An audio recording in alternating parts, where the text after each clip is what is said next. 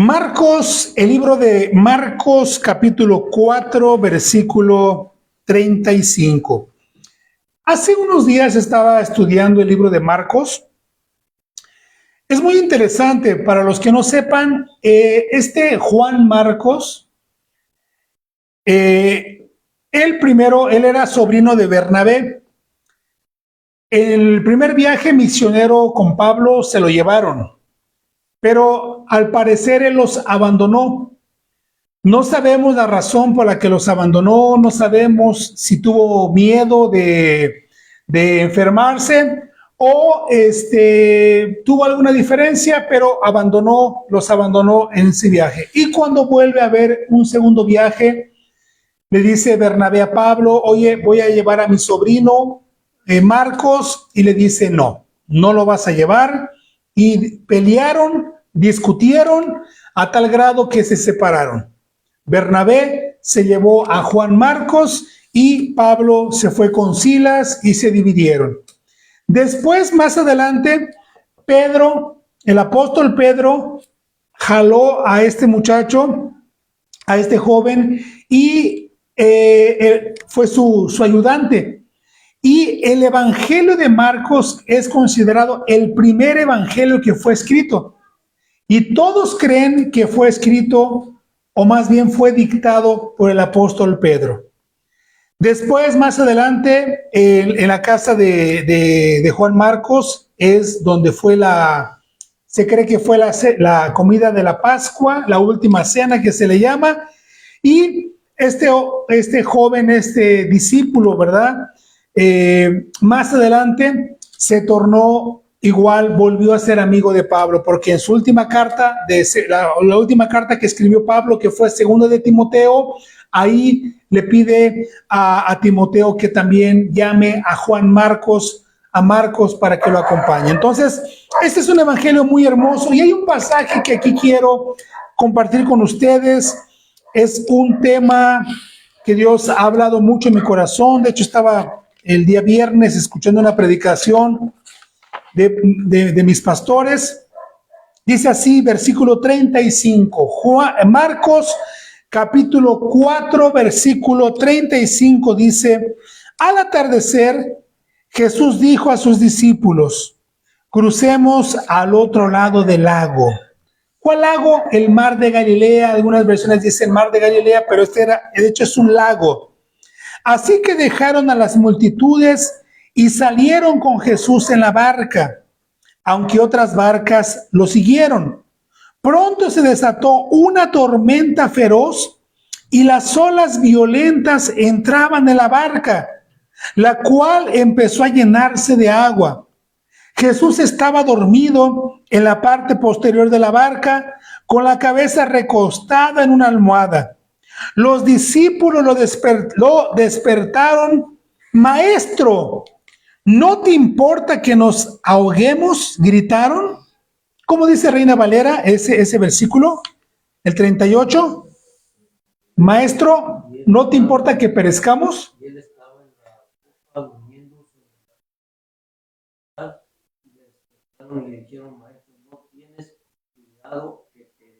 Que perezcamos, que perecemos, ¿no? O perezcamos, perecemos. Y aquí dice: maestro, ¿no te importa que nos ahoguemos?, gritaron.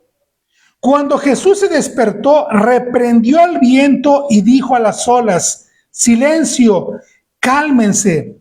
De repente, el viento se detuvo y hubo una gran calma. Luego él les preguntó: ¿por qué tienen miedo? ¿Todavía no tienen fe? Los discípulos estaban completamente aterrados. ¿Quién es este hombre?, se preguntaban unos a otros. Hasta el viento y las olas le obedecen. Este pasaje nos deja algo bien claro. El cristiano, él no cree en casualidad.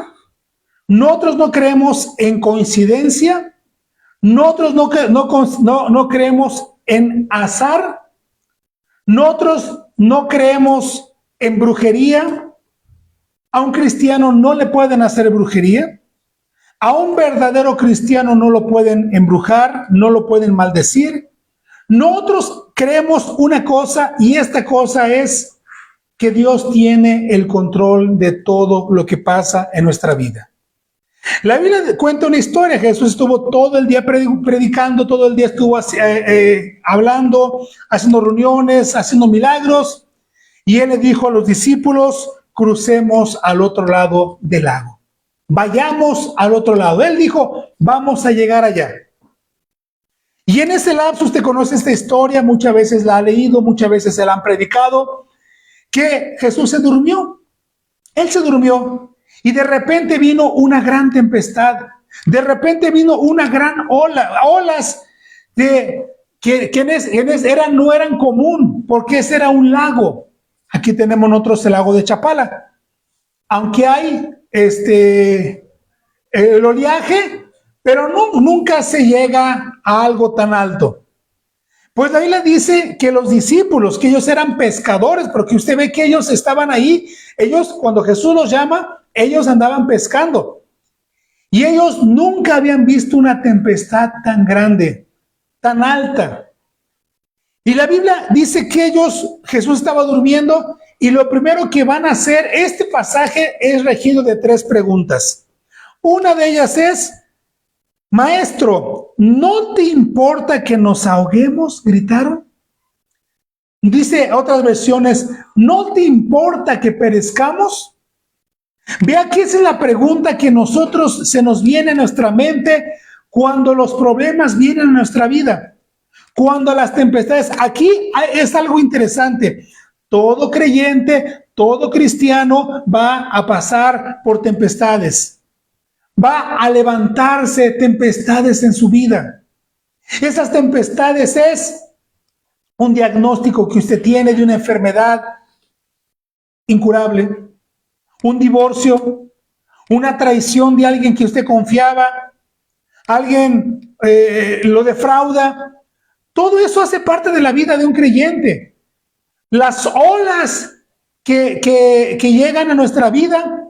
Decía un pastor que él un día iba en un barco, en un crucero, y que no era por todo el mundo, era de una ciudad a otra, y dice que empezó a haber una tempestad tan grande que había unas olas de 4, de 5 metros de altura. Dice que él, en el barco donde iban a comer, todo el camino iba así, moviéndose. Todo lo que comían lo volvían. Y dice que era algo horrible. Una experiencia horrible que nunca más le quedaron ganas de subirse a un barco. Y aquí dice la Biblia que ellos casi se hundían. Estaban pegando las olas tan fuerte. Y es donde hacen esta pregunta. Maestro, ¿no te importa que nos ahoguemos? ¿Cuántas veces llega a nuestra mente esa misma pregunta? A Dios no le importa mi sufrimiento. A Dios no le importa lo que yo estoy pasando. ¿Por qué razón Dios permitió esto que está pasando en mi vida? Si usted lee la Biblia en Romanos 8:28, abra su Biblia por favor, Romanos 8:28. Romanos 8:28.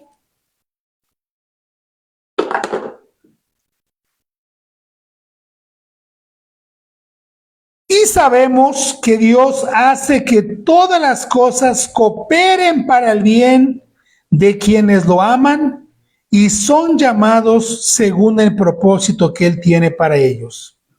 Y sabemos que todas las cosas cooperan para el bien. Reina Valera, ¿cómo dice? Sabemos que los que aman a Dios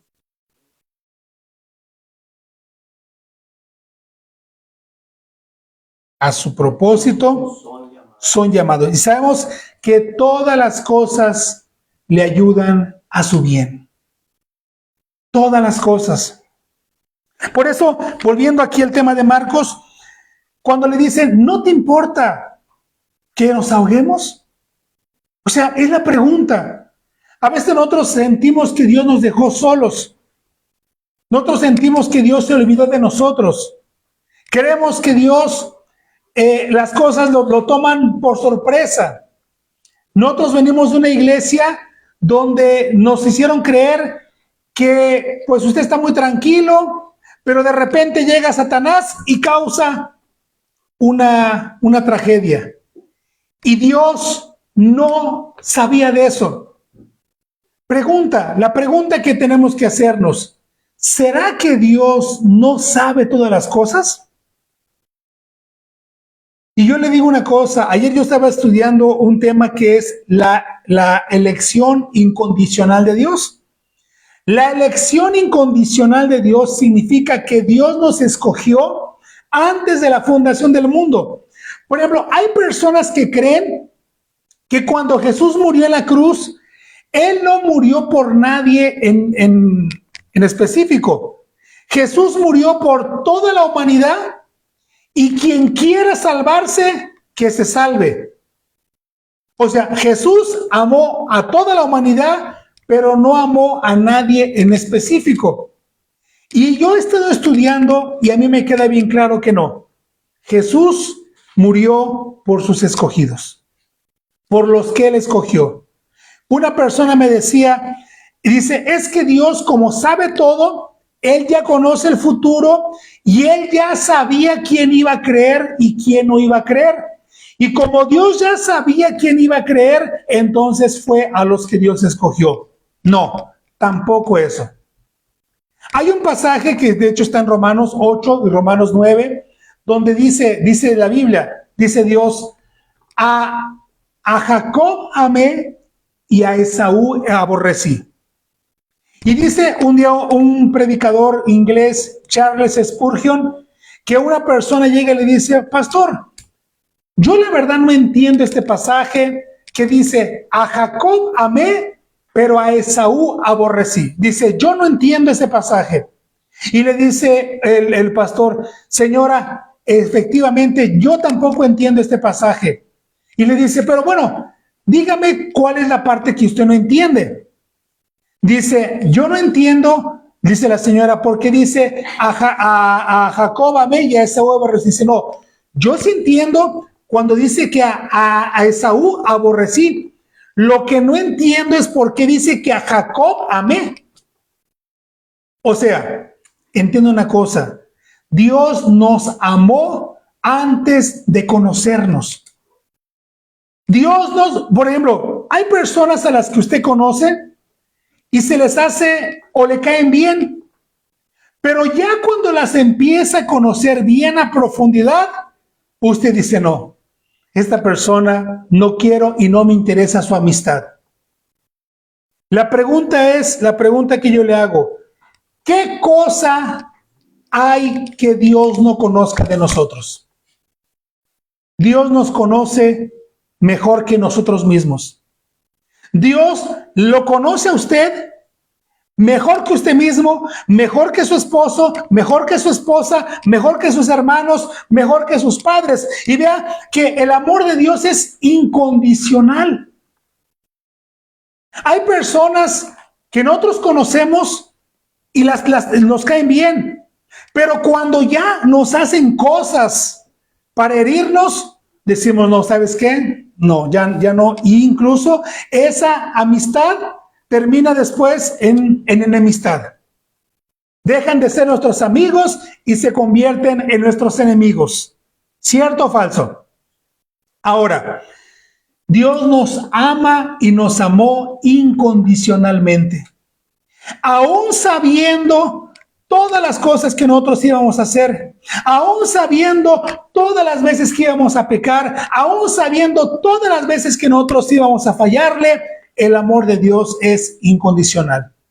Por eso, cuando dice la Biblia, a Jacob amé y a Esaú aborrecí, dice el pastor Spurgeon, dice, yo sí entiendo que a Esaú aborreció. Lo que yo no entiendo es cómo a Jacob amó. Si usted conoce la historia, Jacob era un engañador. Jacob era un mentiroso. Jacob, su nombre era usurpador, engañador. Y eso se le llama la elección incondicional de Dios. No es que mucha gente piensa, y hay gente que se hace una película así en su cabeza, que hay gente que está formada queriendo entrar al cielo y Dios les dice, tú sí, tú no, tú sí, tú no. No. ¿Sabe? Sí, yo he dicho una cosa y dice mi pastor, ¿sabe cuántas personas estarían en el cielo si dependiera de ellas? Nadie. Nadie de nosotros buscó a Dios, por eso dice la Biblia que dice Dios que nosotros lo amamos porque Él nos amó primero a nosotros. Hay personas que ellas dicen, ¿qué? Y yo me acuerdo que cuando yo conocí el Evangelio o parte del Evangelio, yo siempre decía y le decía a Dios, Señor, ¿qué viste en mí? ¿Qué viste en mí para que me hayas escogido? Yo recuerdo mucho una señora que ella tenía un buen trabajo, trabajaba en la Cámara de Diputados allá en la Ciudad de México. Y ella siempre me decía, algo bueno tuve que haber hecho yo para merecerme este trabajo. Porque la señora no tenía estudio, ella ella venía de un pueblo de allá de Oaxaca, ella no tenía estudio, no sabía aprender ni siquiera una computadora, ella no sabía nada, pero ella estaba sindicalizada allí en la Cámara de Diputados. Ella decía, a mí nadie me puede correr. Mi jefe no me puede correr porque yo estoy sindicalizada. Y ella, me acuerdo que siempre decía, algo bueno tuve que haber hecho yo para que me dieran ese trabajo. Dios me está recompensando por algo bueno que yo hice. ¿Y cuántas personas creen eso? ¿Cuántas personas creen que la salvación será una recompensa por lo bueno que tú te portaste? ¿Cuántas personas creen que las bendiciones que Dios nos da es una recompensa por lo que ella hizo? Dios me está dando porque yo le di algo a él. Dios me está dando porque yo me he portado bien. Y entiendo una cosa. Cuando dice la Biblia, a Jacob amé y a Esaú aborrecí, como decía este pastor, yo no entiendo eso. ¿Por qué Dios amó a uno y a otro desechó? Y dice la Biblia que Él endurece a quien quiere endurecer. ¿Ya leyó ese pasaje? ¿Qué dice la Biblia? Dice Dios que Él endurece a quien quiere endurecer. Hay personas que están, como el caso de Faraón. Faraón dijo, sí, voy a dejar ir al pueblo, pero que se queden aquí los niños, las mujeres, no, después no, que se queden sus ganados. Y dice la Biblia que Dios fue endureciendo el corazón de Faraón cada vez más y más y más. En pocas palabras, le voy a decir algo, y esa es la pura verdad. Nosotros en este mundo existimos por Dios y Él hace lo que quiera hacer con nosotros. El pastor, ¿cómo se llama? Juan Camilo Tobar, sacaba un artículo acerca del libre albedrío. Cuando Jesús le dijo a los discípulos, ven y sígueme, no les preguntó si querían seguirlo. Les preguntó, oye, mira, ¿qué opinas? Oye, mira, te ofrezco esto. No, les dijo, sígueme. Y la Biblia dice que dejaron todo y siguieron. Porque él hablaba acerca del libre albedrío. Hay personas, y eso quiero que usted entienda, hay personas que dicen, yo escogí a Dios, yo elegí a Dios. No, nosotros nunca elegimos a Dios. Otros dicen, la salvación será un regalo por todas las buenas obras que yo hice. De hecho, yo he escuchado personas que dicen, fulano era tan bueno que él se ganó el cielo. ¿Ya has escuchado esas personas? No, esa persona, mi abuelita, mi madrecita santa, mi madrecita era tan santa que ella se ganó el cielo. Ya he escuchado mucha gente erróneamente teológicamente equivocada decir, yo me gané el cielo. Mire, si Dios nos tratara con justicia, todos nosotros estaríamos en el infierno. Yo le decía el otro día a la persona que les digo que estaba platicando, mi dentista, le digo, muchas personas no entienden que con un delito, imagínese, le voy a dar ese ejemplo, usted lo agarran robando y usted se lo llevan a la cárcel, se lo llevan detenido, y allá cuando llega usted ante el juez, usted dice, es que es la primera vez que yo robé, es la primera vez que yo cometí ese delito. ¿Será que el juez, será que el Ministerio Público le dirá, ok, como es el primer delito, entonces te dejamos libres, no pasa nada? Oiga, es la primera vez que violé, es la primera vez que asesiné a alguien. Ah, bueno, no pasa nada. O sea, apenas estás agarrando experiencia, apenas estás agarrando práctica. Entonces, te vamos a dejar ya cuando lleves tantos muertos, ya cuando lleves tantos delitos, ya cuando lleves tantas cosas, entonces ya podemos nosotros condenarte. Mientras eres inocente. ¿Sí? Por supuesto que no. Con un delito, con un pecado, con un delito, con algo que usted haga, usted ya es merecedor de un castigo. Ahora, si Dios nos tratara a todos nosotros como merecemos, con justicia, todos estaríamos perdidos.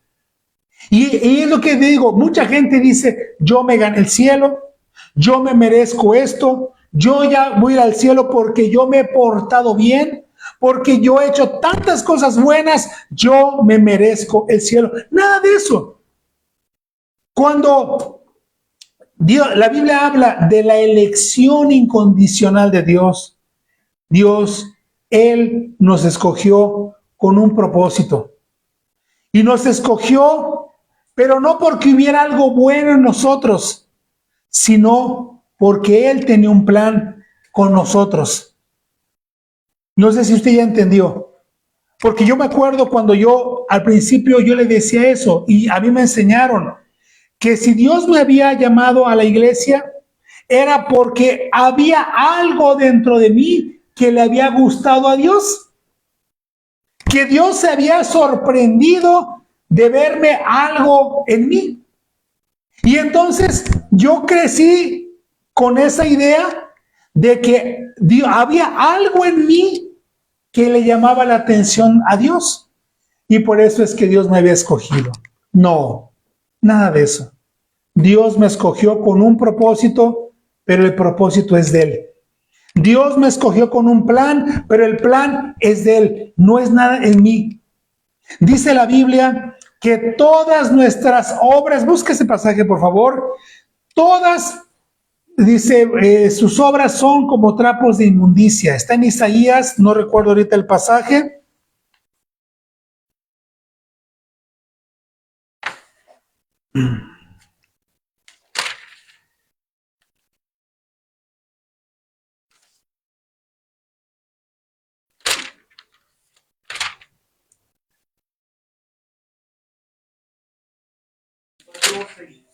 Isaías 64:6.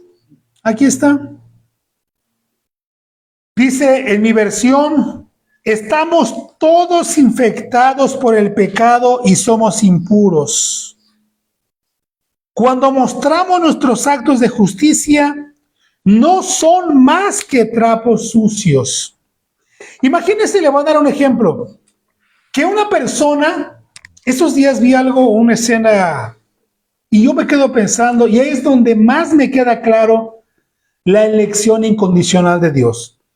En el metro de la Ciudad de México se subió una persona, un indigente, todo sucio, todo maloliente, y cuando veo llevaba en su mano un cráneo de un animal, probablemente era un borrego, o no sé si haya sido un perro, no sé, se veía largo, no sabía.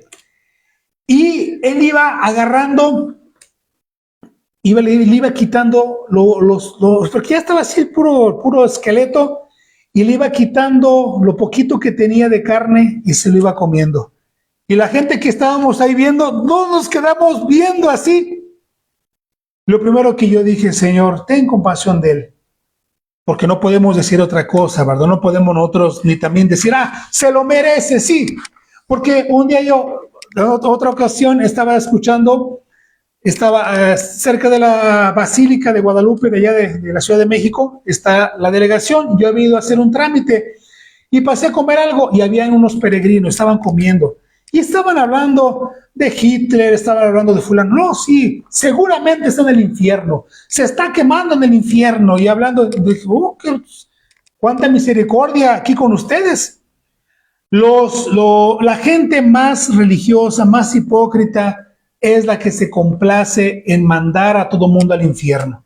Es la que cree que todo mundo se lo merece el infierno, menos ellos. Y entonces yo estaba viendo y imagínense que esa persona, así toda sucia, le ofreciera a usted un plato de comida. ¿Usted lo aceptaría? No. Y aquí lo que está diciendo la Biblia, Isaías 64 dice, cuando mostramos nuestros actos de justicia, no son más que trapos sucios. Ya les había comentado que la palabra original significa trapos de menstruación. Aquí en el original, usted se acuerda que antes no existían toallas sanitarias, las toallas femeninas. Las mujeres anteriormente usaban trapos, pedazos de trapo, cuando estaban en sus días de menstruación. Y dice la Biblia que todo lo que nosotros hacemos para Dios es como si le lleváramos ese tipo de trapos llenos de sangre de menstruación. O sea, a todo mundo le daría asco. Y así está diciendo la Biblia. Entonces, todo lo que nosotros hacemos para Dios, aún así nunca lograríamos el favor. Nunca lograríamos nada delante de Dios. Y por eso estaba hablando de Romanos 8, que todo lo que pasa es para el bien de los que aman a Dios. Volviendo al tema de Marcos, volviendo aquí al tema, Marcos capítulo 4 que estamos estudiando.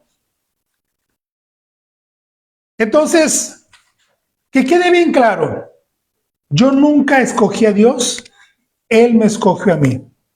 Dios no me llamó porque Dios vio algo bueno en mí, no, Dios me llamó porque Él es bueno. Dios, Él no es injusto, porque sería, como le vuelvo a repetir, muchas personas creen que la gente va a llegar al cielo. Oye, Dios, déjame entrar, Señor. Y Dios le dijo, no te voy a dejar entrar porque tú no fuiste un escogido. Porque hay personas que ellas piensan así, que hay gente escogida, que no, o sea, hay gente que no es escogida y quiere irse al cielo. Y hay personas que fueron escogidas y no quieren entrar al cielo. Imagínense que yo esté en el cielo de malas. Ay, Señor, no. Oye, ¿qué te pasa? Es que yo quiero irme al infierno. Es que yo quiero estar allá con mis amigos en el infierno. Yo quiero estar allá disfrutando en el infierno y tú me trajiste a la fuerza aquí al cielo. Hay personas que piensan que va a ser así. Gente que va a estar en el infierno triste porque decía, es que yo toda la vida busqué la salvación. Yo iba a la iglesia, yo evangelizaba, yo diezmaba, yo cantaba, yo servía, yo hacía tantas cosas porque yo me quería ganar el cielo y nunca me gané el cielo. Y hay personas que van a estar muy tristes en el cielo porque ellas dijeron, yo iba a fiestas, yo robaba, yo engañaba, yo adoraba imágenes, yo adoraba a Satanás, porque yo me quería ir al infierno y Dios me obligó a estar aquí en el cielo. ¿Usted cree que va a ser así? Por supuesto que no. Cuando Jesús derramó su sangre, Él derramó la sangre exclusivamente y efectivamente para todos aquellos que Él había salvado. Él nos salvó por su gracia.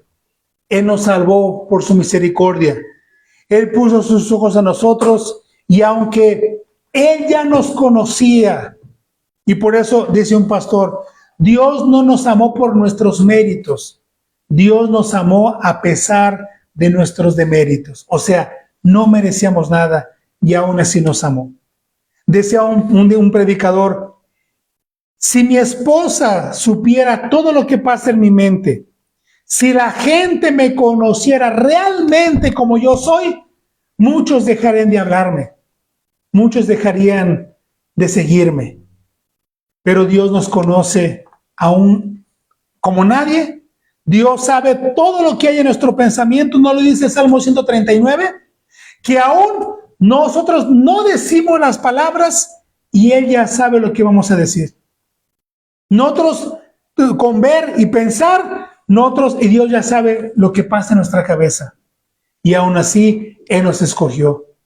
Y dice la Biblia que no, Él nos escogió para que fuéramos santos y puros. Ojo, aquí hay algo interesante. Tal vez hay muchas personas por ahí creyendo que son salvas. Subieron un video, no sé si les apareció, y no sé si sea verdad porque hay tanta gente que dice tantas cosas. Una señora que decía, yo soy cristiana y me he visto ajustada. Soy cristiana y me he visto escotada. Porque por muchos años me hicieron creer que tenía que usar falda larga, usar ropa que no enseñara, me reprimieron en la religión. Hay personas que dicen que son cristianas y se drogan. Hay personas que dicen que son cristianas y roban. Hay personas que dicen que son cristianas y viven mintiendo, viven en adulterio, viven haciendo cosas equivocadas. Entonces, dice la Biblia en Romanos 8 que Dios nos llamó para que fuéramos santos y puros. Porque ¿usted qué entiende por algo puro? ¿Qué entiende cuando dicen esto es puro? La miel. Por ejemplo, la miel que le pasan a vender no es pura, es pura azúcar. Es pura azúcar. Esa que a veces anda, no, la traemos de los pueblos, la traemos de tal lugar. No es pura, es pura azúcar. La verdadera miel parece manteca. Cuando la sacan, exactamente parece como si fuera manteca. Esa es verdaderamente la miel. Todo lo demás que nos han vendido como miel es pura azúcar. Cuando la Biblia dice que Dios nos escogió para que fuéramos santos, sin mancha y fuéramos puros, es que no nos corrompiéramos. Entonces, ¿cómo usted me dirá, cómo puedo saber que yo soy un salvo? ¿Cómo puedo saber que yo soy un escogido? ¿Te deleitas? La pregunta es, ¿te deleitas en la santidad de Dios? ¿Quieres agradar a Dios? Cuando pecas, tu conciencia te acusa y te sientes mal y tú dices, yo ya no quiero hacer eso, yo quiero vivir a Dios, vivir bien con Dios. Cuando tú mientes, ¿no tienes ningún remordimiento?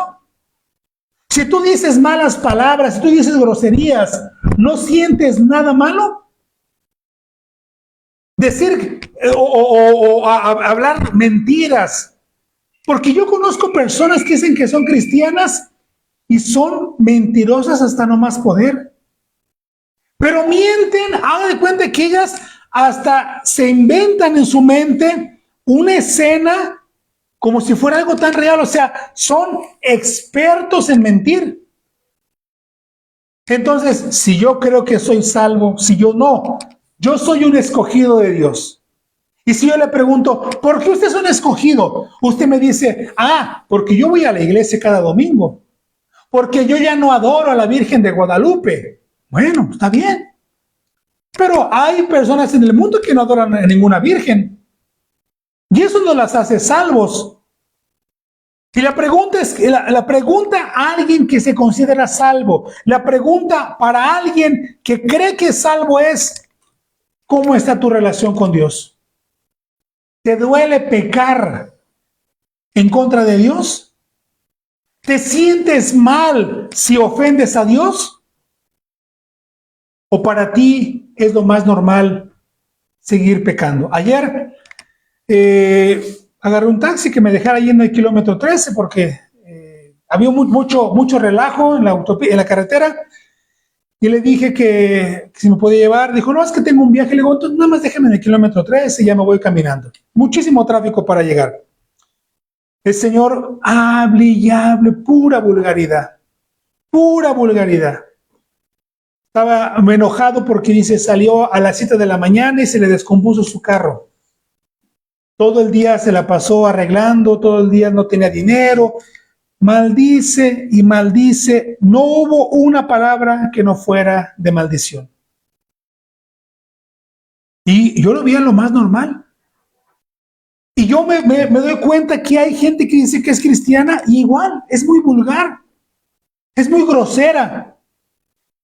Vulgar, grosera, mentirosa, engañadora, tranza, deshonesta, ladrona. Y la persona cree que es salva. No, señor, señora. La evidencia que yo soy salvo es que yo quiero llevar una vida que agrade a Dios. Yo le decía a esta persona, a mi dentista, le decía el día que estábamos platicando, le digo, mire, hay personas que si tú les preguntas, oye, ¿tú has engañado a tu esposo o a tu esposa? No, yo nunca lo he engañado. ¿Por qué? No, porque si se entera me mata. Si se entera me quita la casa. Si se entera voy a perder mucho. Entonces, le digo, el miedo de ella, lo que lo detiene no es amor, no es respeto hacia su pareja, es el miedo a las consecuencias. Pero si no hubiera consecuencias, lo haría tranquilamente. Hay gente que le dice, oye, ¿por qué no robas? ¿Por qué no? No, porque me van a agarrar y me van a llevar a la cárcel. Entonces, el temor a el miedo de esa persona no es, son las consecuencias y no es decir, no, es que yo no quiero ofender a mi prójimo, no quiero lastimar a mi prójimo. Y hay gente que es así.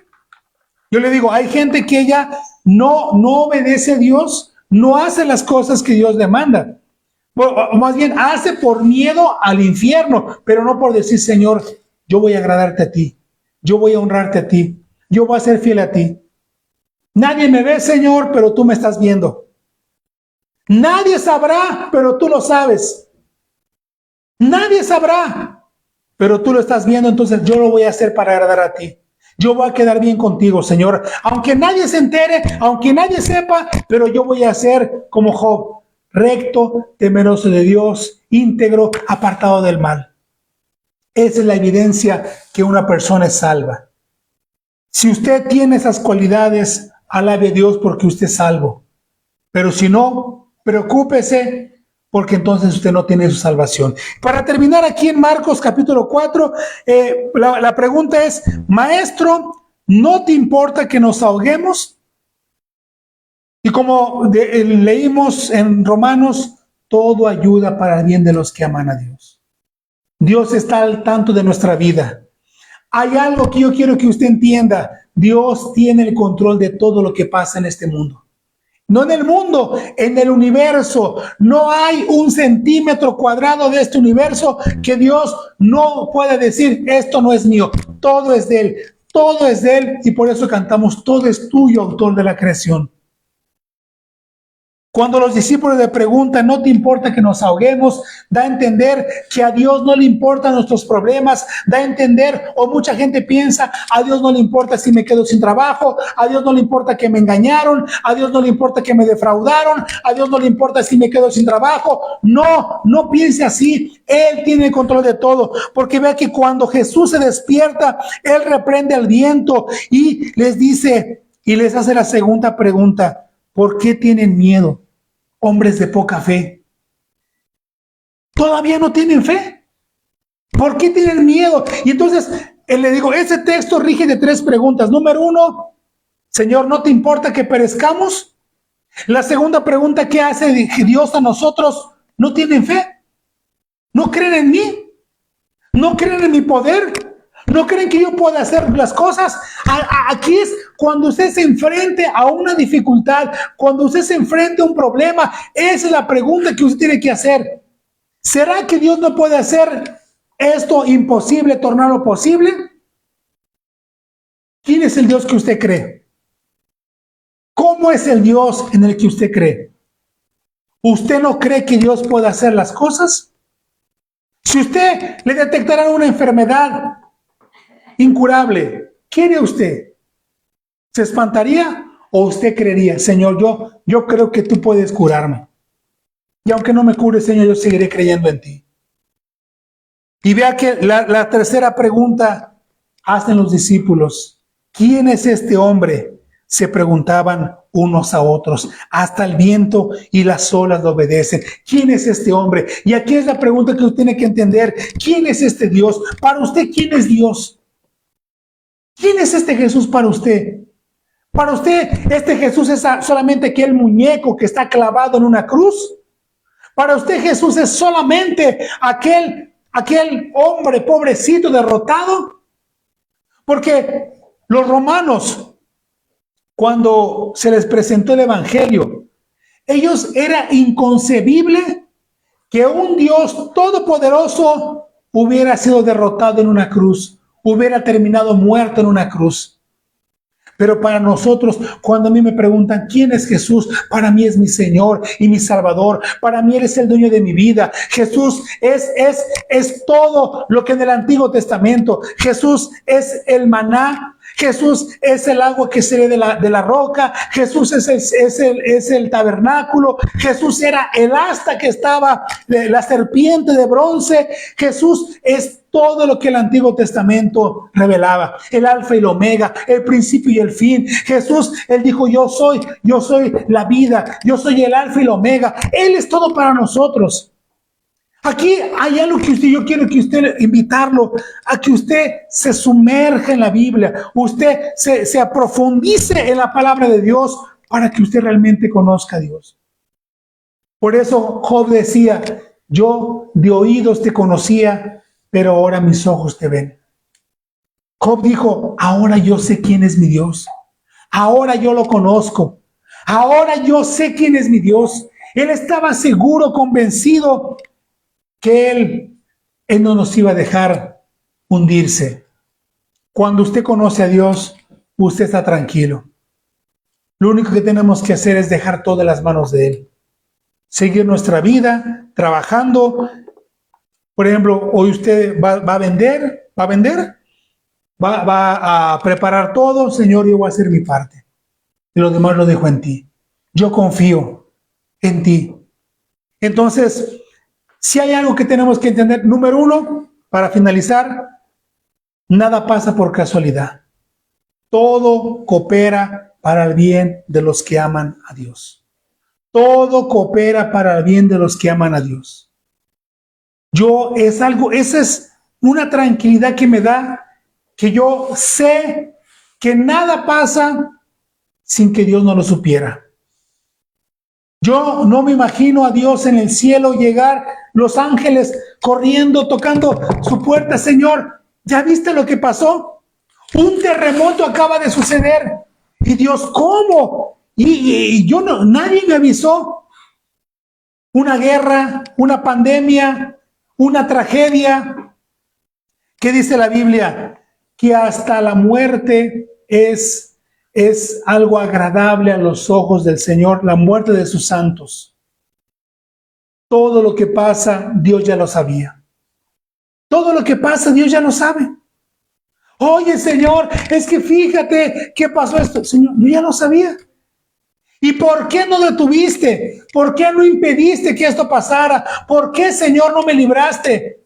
Decía un pastor, yo lo estaba escuchando el martes, murió su esposa. Murió su esposa, es un pastor español, muy de la sana doctrina.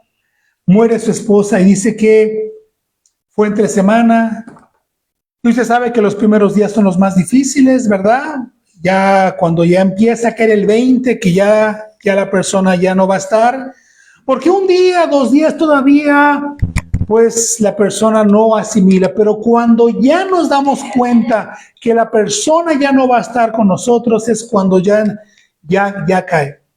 Y dice que él se levanta en la madrugada y que él empieza a reclamarle a Dios. Dice, yo me enojé con Dios. Yo empecé a reclamarle a Dios. Dijo, toda la iglesia oramos por la sanidad de mi esposa. todos oramos para que ella estuviera bien, todos oramos para que el dolor se le quitara. Y dice, Señor, tú no respondiste. Y dice, y por eso decía el pastor, dice, ¿cómo es bueno conocer la Biblia? ¿Cómo es bueno estar llenos de la Biblia? Dice, en ese momento vino el Espíritu Santo y me habló a través de la palabra y me dice, ¿tú orabas para que ella ya no tuviera sufrimiento, dolor? Pues ahora donde ella está, ya no hay dolor, ya no hay sufrimiento, ya no hay lágrimas. Dice, tú orabas para que ella tuviera una larga vida y ahora donde ella está, ella tiene la vida eterna. Y dice, yo te respondí como tú me lo pediste. ¿Ya vio? Y dice que el pastor, él le pidió perdón a Dios porque Dios le dijo, oye, yo te respondí lo que tú me pediste. Tú me pediste que ella ya no sufriera, pues ya no está sufriendo. Tú me pediste que le quitara el dolor, que le quitara la enfermedad, pues ahora donde ella está, ya no tiene ningún dolor, ya no tiene ninguna enfermedad. A veces nosotros oramos y mucha gente ora, el Padre Nuestro, líbranos del mal. Y a veces pensamos que el mal es el demonio. El mal es Satanás. No, el mal también son personas a las que Dios nos va a quitar de nuestro camino. Amigos, amigas, personas de la iglesia. Aquí en 2 de Timoteo, vea, en 2 de Timoteo, ahorita me acuerdo de este pasaje. Yo dije que ya iba a terminar, pero pues, no me haga caso, no me crea. Cuando diga ya voy a terminar, no me crea. 2 de Timoteo, capítulo 4, versículo 9, que ya hemos leído eso. Dice, Timoteo, por favor, ve lo más pronto posible. Demas me abandonó porque ama las cosas de esta vida y se fue a Tesalónica. En 1 de Timoteo, Demas habla que era un servidor y Demas se fue. Y dice, solo Lucas está conmigo, trae a Marcos contigo cuando vengas. Dice, versículo 14, Alejandro, el que trabaja el cobre, me hizo mucho daño, pero el Señor lo juzgará por lo que ha hecho. Este Alejandro no se sabe quién es, nada más dice en algunas versiones el que trabaja el cobre. Algunos han creído que Alejandro vendió a Pablo, que él fue el que lo entregó e incluso dio testimonio falso. No sabemos, pero a mí me sorprende, Pablo fue un matón, Pablo fue asesino. Era tan fácil decir, Pablo, ok, no sabes con quién te estás metiendo. No, te voy a torturar como torturaba a los cristianos pasados, porque Pablo lo dice en Hechos. Yo entraba a las casas, los sacaba, incluso los hacía que maldijeran a Jesús. ¿Usted cómo se imagina que era? Con cariños, ándale, mira, ándale, órale, por favor. Y ahí estaba. ¿Sí vas a maldecir a Jesús? No lo voy a maldecir, ándale. Y hasta que los convencía de maldecir a Jesús, ¿sí? ¿Era así? Yo creo que era ni un judicial, ni un judicial tenía las tácticas, las técnicas que tenía el apóstol Pablo. Cuando este Alejandro lo traicionó, yo me imagino, porque soy ser humano, soy hombre, que este cuate ha dicho, no, ojalá, ahorita, Señor, dame chance de torturarlo como yo sé torturar. Dame chance ahorita de hacerle todo lo que yo sé hacer. Y le dice, el Señor se encargará de él. El Señor lo juzgará por lo que ha hecho. Cuídate de él, eso sí. No confíes en él. Hay personas que nos hacen mal y obviamente ni de broma volveremos a confiar en esas personas. Es lógico. Porque como yo le decía, hay personas a las que usted las atiende en la puerta y otras que las deja entrar a su casa. Hay personas que nunca más ni de broma. Y aquí, por ejemplo, Hay oraciones que nosotros no entendemos. Ay, Señor, ¿por qué esta persona, Dios? Porque tú dijiste que te librara del mal. ¿No me dices siempre que saque de tu vida todo lo que no sirve? ¿No le decimos así, Señor, quita de mi vida todo lo que no sirva? Saca de mí todo el mal.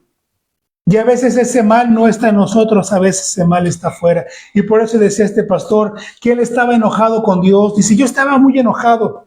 Pero Dios vino y me habló y me dijo, oye, pero ¿por qué te enojas? Yo solo te respondí lo que tú me pediste. A veces, ay, Señor, yo quiero. Y Dios, como en un caso que yo ya les conté, es una historia de sabiduría, que había una familia muy pobre que solo tenían una vaca y esa vaca era la que les daba leche, la que les vendían quesos, era todo lo que tenían y era muy pobre. Y cuenta la historia, ¿no? Que Dios mandó 2 ángeles para bendecir esta familia. Es una historia, no está en la Biblia, para que no me vayan a decir después. Y llega y los recibieron, los atendieron y le dice uno, ay, dice, mira, esta familia está muy necesitada, ¿cómo le haremos para ayudarlos, para bendecirlos? Dice, Dios nos mandó, pero no sabemos cómo. Y dijo, no, yo sé lo que vamos a hacer. Y cuando se fueron, cuando se fueron, dijo uno, voy a matar a la vaca. Y le dice el otro, pero ¿cómo? Si es todo lo que tiene, es todo su sustento. Si la vaca se van a morir de hambre. Nada, no pueden hacer nada. Y se van muy enojado el otro ángel. Después de un tiempo, cuando llegan regresaron a esa casa, era una hacienda próspera, tenían trabajadores, tenían mucha gente, tenían mucha prosperidad.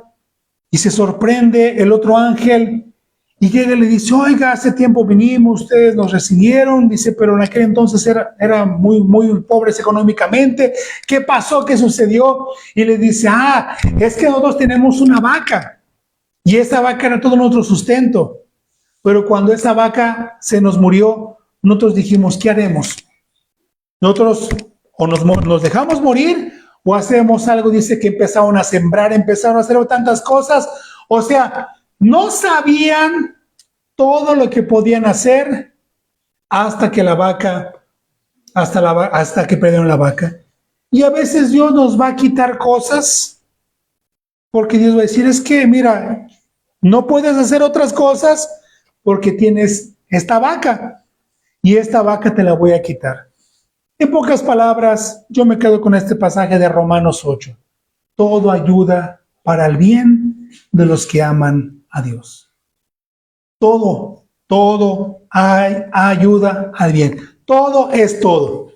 Las enfermedades, las traiciones, los robos, los fraudes, todo ayuda para el bien de los que aman a Dios. Cuando alguien no ama a Dios, todo lo que pasa es tragedia para su vida. Pero al que ama a Dios, todo ayuda para bien. Amén. Entonces, quédese tranquilo. Descanse. Duerma tranquilo con Jesús, porque Él va en su barca y las olas no lo van a perseguir. No lo van a hundir, perdón. Las olas no lo van a destruir. Las olas no lo van a matar. Quédese tranquilo. Ay, que viene una crisis, que están diciendo que esto va a pasar, que no hay trabajo. Usted quede tranquilo. Confía en Dios. Hombre de poca fe, ¿acaso no tiene fe? Póngase de pie en el nombre de Jesús. Que el Señor le bendiga, le guarde, le proteja. Que el Señor haya bendecido su vida, su familia a través de esta palabra. Guarda esta palabra en su corazón. Siga a Jesús, conózcalo, adórelo. Llénese más de la palabra de Dios para que cuando las olas vengan a su vida, usted entienda que todo pasa con el permiso de Dios. Todo ayuda y todo coopera para el bien de los que aman a Dios. Un fuerte abrazo, bendiciones para usted y su familia en el nombre de Jesús.